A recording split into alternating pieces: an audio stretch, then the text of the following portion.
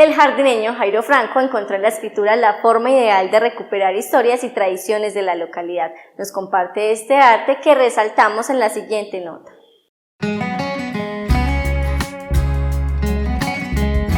Jairo Franco es un jardineño de origen campesino que quiere contar a los jóvenes esas historias, vivencias y tradiciones de su generación, así como los cambios de la vida cotidiana impulsados principalmente por los avances tecnológicos. Porque son historias agradables, son historias de un ambiente, pues digámoslo así, muy distinto. Entonces uno quisiera como compartir esas ideas, esas cosas, esas tradiciones, entender que no es lo mismo andar por un pavimento sequito como tenemos la oportunidad hoy, a andar por unos caminos empedrados o llenos de barro. Todo eso es lo que lo motiva a uno.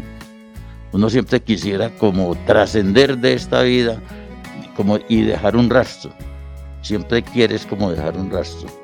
Jairo obtuvo el tercer puesto en un concurso nacional de cuento de la antigua Caja Agraria para la cual trabajaba, y desde entonces se ha dedicado a escribir y a coleccionar sus propios relatos. La historia que inició sus gustos narrativos se titula El Negrito Forastero, basada en las tradiciones religiosas y las apariciones del diablo, tan populares en su tiempo.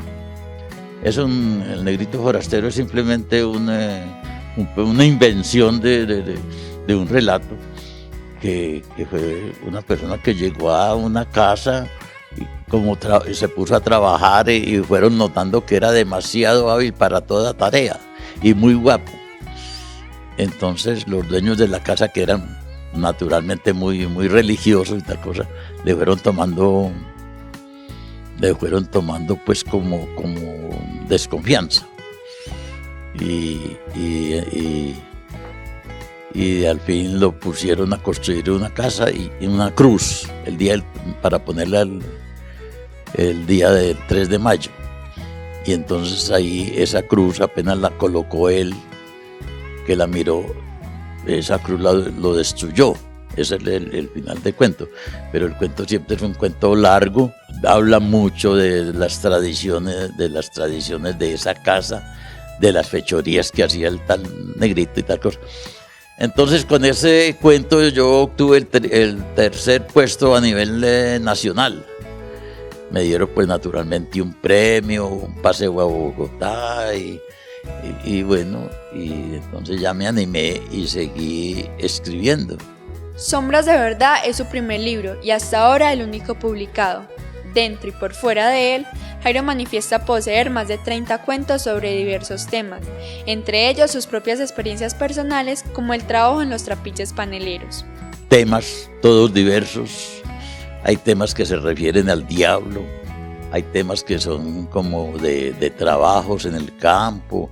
Por ejemplo, tengo unos relatos de experiencias personales, lo que es una molienda de panela, cuántos trabajadores se necesitan para un trapiche pequeño, qué es lo que tiene que hacer todo trabajador en un trapiche, qué labores, cómo se saca la panela.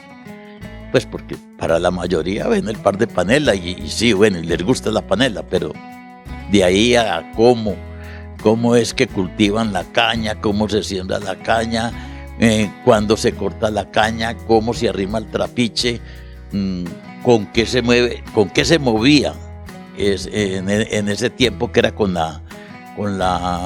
esta Pelton hidráulica, una rueda gigantesca movida por agua. Bueno, son relaticos sencillos, pero que sí reflejan lo que fue, por ejemplo, muy bien pintada la molienda, ¿cierto? En el trapiche, eso.